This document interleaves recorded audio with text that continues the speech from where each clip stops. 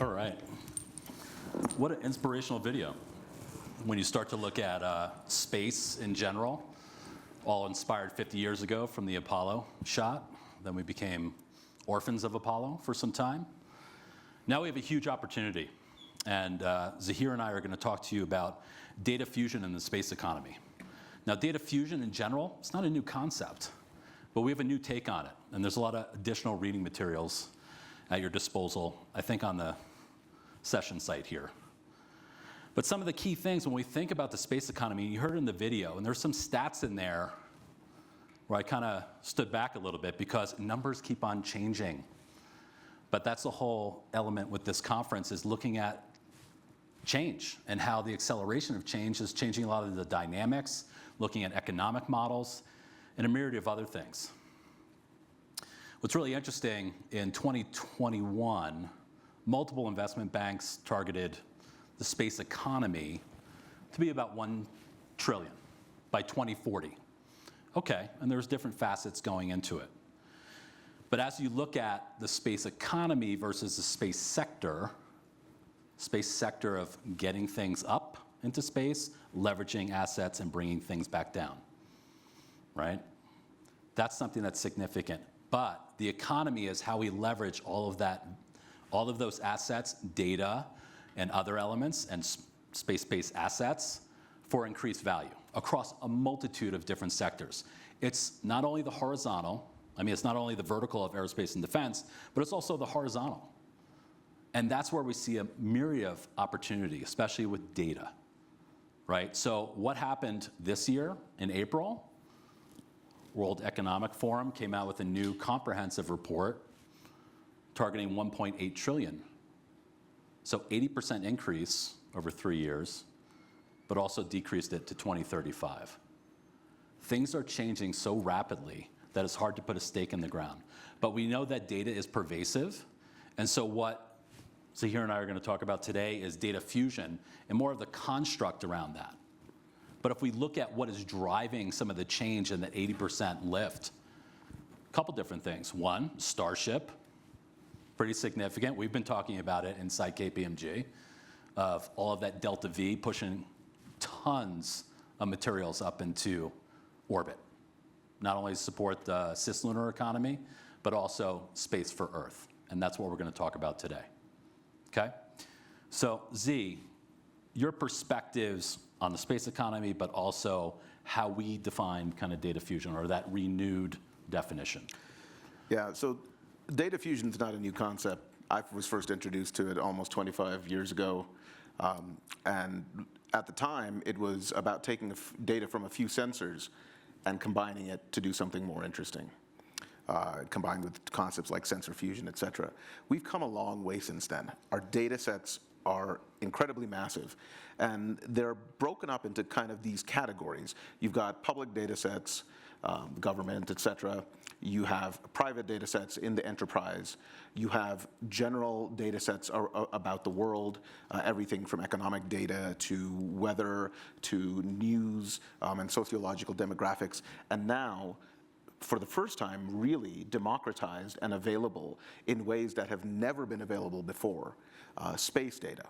And in many ways, this is the final key stone to fit all of these different data together. And we now have, at this point in time, a tool, Gen AI, that can really help us leverage this in a way we've never done so before.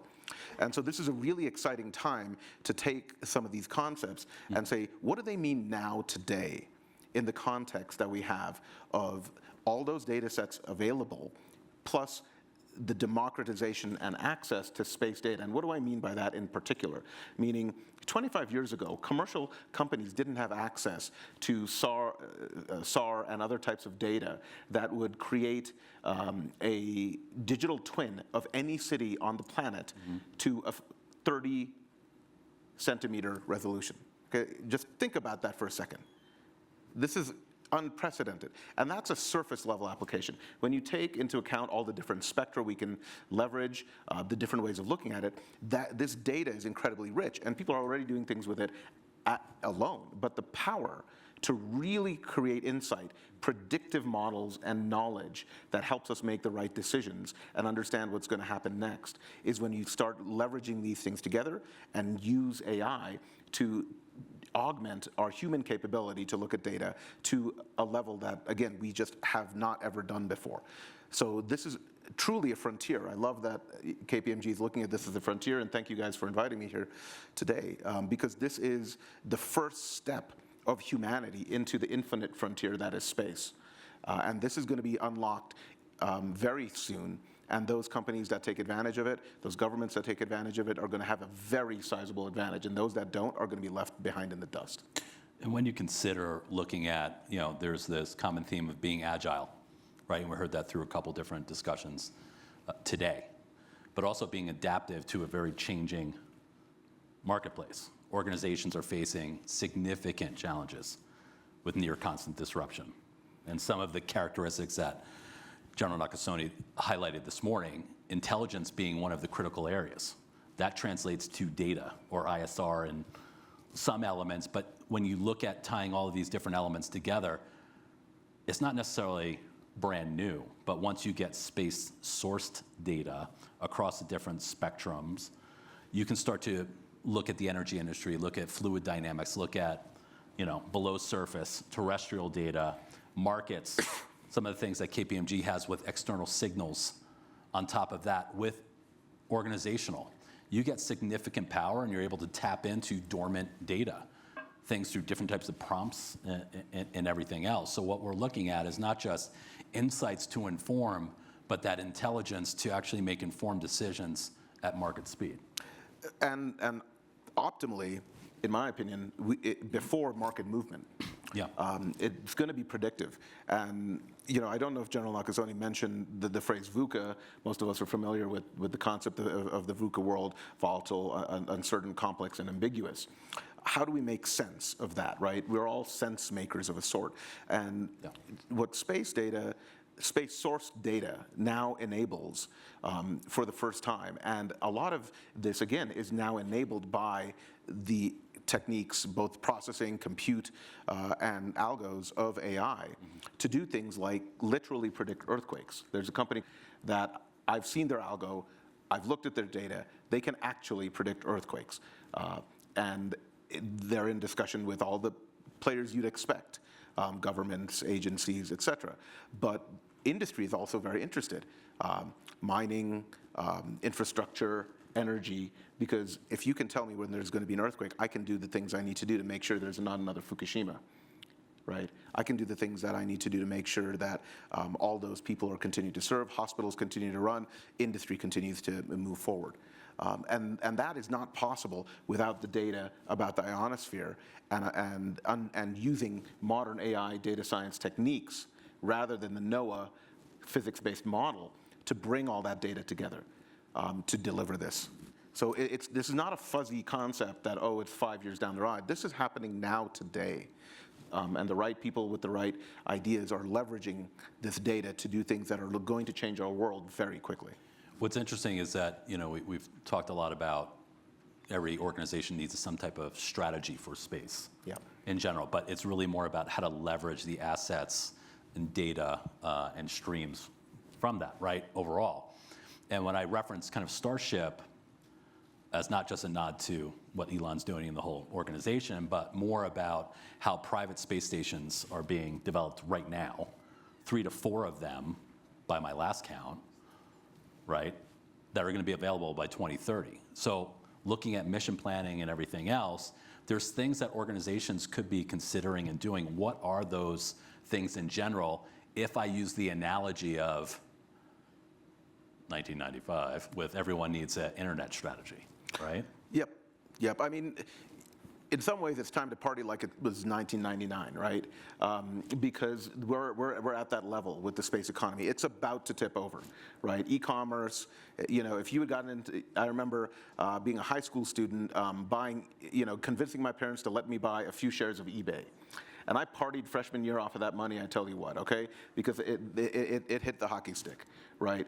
That's kind of the time frame we're almost at now, maybe a little earlier. But in terms of how companies should reimagine Yeah. what they can do, let's go back a little farther.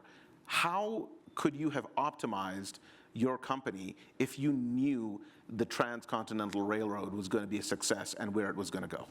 How could that have influenced your entire enterprise? That's the scale we're talking about here, right? And that's why it's so important, as you said, Brian, and we talked about in the program that I lead at Thunderbird in space business policy and leadership. We talk a lot about how space has been viewed as a vertical, meaning it's space for space, it's aerospace, it's defense, et cetera, et cetera. But it's actually a horizontal. And every industry is going to be affected by it. I remember watching a video years ago. It was the head of the restaurant group that owned Chevy's and Chili's and a bunch of those type of places. And he said, look, we think of ourselves as a technology company that happens to deliver with our technology food, right? And every company is going to either be touched by space, moved by space, or be a more than just terrestrial company moving forward. And if they don't, they're going to die. And part of it gets into new business models will emerge, just like in any other step. But we heard a lot of different things today on spatial, right? And some of the volumetric modeling and being able to visualize that to make informed decisions at a faster rate. So it's not just about the tech, but it's about the human in the tech, as we were discussing this morning, but also how can we look at data in very different ways? That's being right. able to pull it apart. So where are there opportunities as we look at these other technologies to complement what is happening and the precursor to the tipping point here?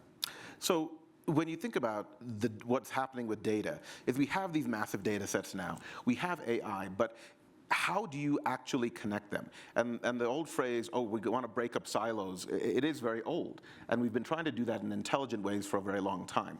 But there's an opportunity, again, that's emerged due to storage compute, algos, and new streams of data. And we have to think of them in streams, because the other thing that space is now enabling is time domain. And that's a really big deal, right? The fact that you can watch all these things in time, not an image a week, but that satellite's whizzing around the Earth at speed, and you can get that image every hour. So you can do everything from monitoring your mining sites and monitoring your autonomous mining equipment in real time, et cetera.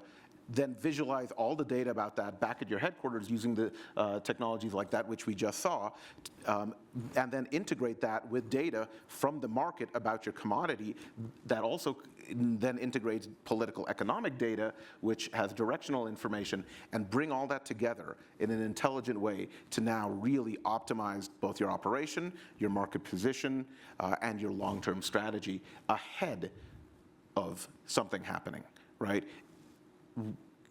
But connecting that data, coming back to that, when I was at NASA, we were developing what we called data fabrics.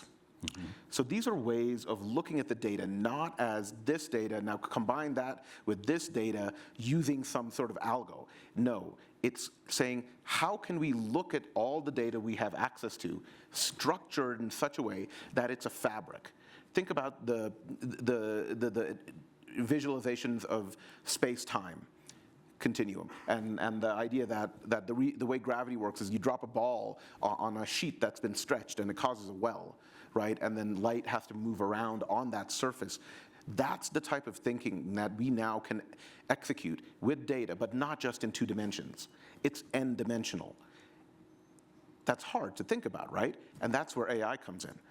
We need AI to make sense, to help us make sense of n-dimensional data, because that's really now where we're going. Rather than thinking about these data as separate things, it's all just a data fabric, not a sea, a fabric, because it's all connected and woven together.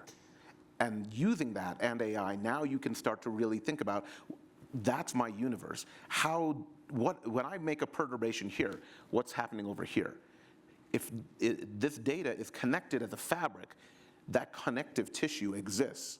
And you can use modern techniques, tools, to help you find it and predict what's going to happen. And those are the types of insights. So what we're trying to get to is there's kind of the near now when you start to look at this data fusion application, and there's kind of the near future. And there's certain applications and leveraging other technologies to be associated with that, and we want to be able to leverage it. But looking at some of the unique challenges today for a lot of enterprises is kind of not just organizing their data, right? Especially from a AI perspective, from the quality point of view, but being able to kind of unearth different types of unique opportunities and challenges. And this is where we get into the intersection of the data fusion and the AI in a very sharp way, right? Because years ago, I worked, I both applied to it, and then 18 months later, it was very weird because the program manager called me and asked me to review stuff that I didn't get selected for. So that was slightly awkward, right? But, such is life. It was a DARPA program called AIRA, Artificial Intelligent Research Assistant. So these programs, that's almost a decade ago, these programs have been bubbling up to the surface. And really, what are we talking about? Meaning, we're talking about doing things like taking data about, and then Per and I were talking about this earlier, taking data about the rate of flow of certain fuels in pipelines, combined with market data, fused with data about truck, ship movements, combined with political economic data, et cetera, to then find through emergent analysis techniques what the at least directional price of that energy fuel would be, and then eventually even predicted down to a very small error. Yeah.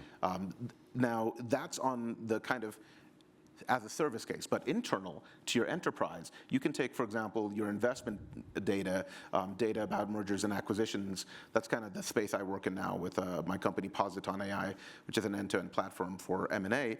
You take examples like that where you've got your data connected. You take your Salesforce data, you take your ERP, and you can start fusing those, leveraging AI. But again, if you've connected them, not just pipes between tanks, but actually connected and started to think about how can we intelligently fuse this data, right, into a fabric, and then start looking for emergent trends, things that will predict, oh, we have issues in our manufacturing over here, or it turns out our market isn't responding to what we think it's responding to. It's actually responding to triggers that we never would have understood, because you can't understand them unless you have 25 different analysis points that you're combining in how you look at it to then have that emerge. Becomes very hard for a human to do.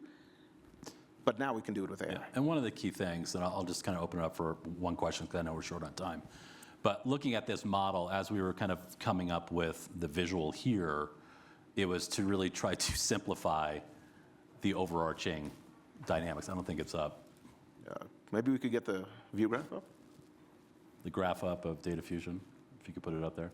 But ultimately, what we wanted to communicate is that there's a lot of things that are contemporary when it comes to data integration, but kind of the fusion of that, tying into data fabric and everything else, can help drive some of the intelligence that was referenced this morning in General Nakasoni's discussion overall, but also through all the other conversations that have been had over the last day and a half. It's looking at the acceleration of change. So a lot of things start to play together, and obviously with some agencies exploring in different realms, this type of approach could be commercially viable for enterprises today.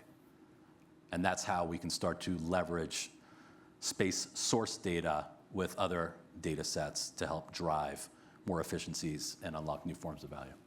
Yeah, and really what's happening is the space source data is enabling you to make sense of this other data. At some level, you can't do this and really do the predictive insights without that additional piece and then leveraging AI. That's part of what is the tipping point right now, and why it's so important to come back and look at data fusion as a concept again, and look at data fabric and how we can evolve that while leveraging AI. There are 5 articles that are on the sessions website that talk about data fusion. It also has questions for all different C-suite executives on how to apply this, and we've cut it up in a very pragmatic way. So want to thank everyone for the time. Z, I want to thank you for your observations and perspectives. Thank you. Thank you so much.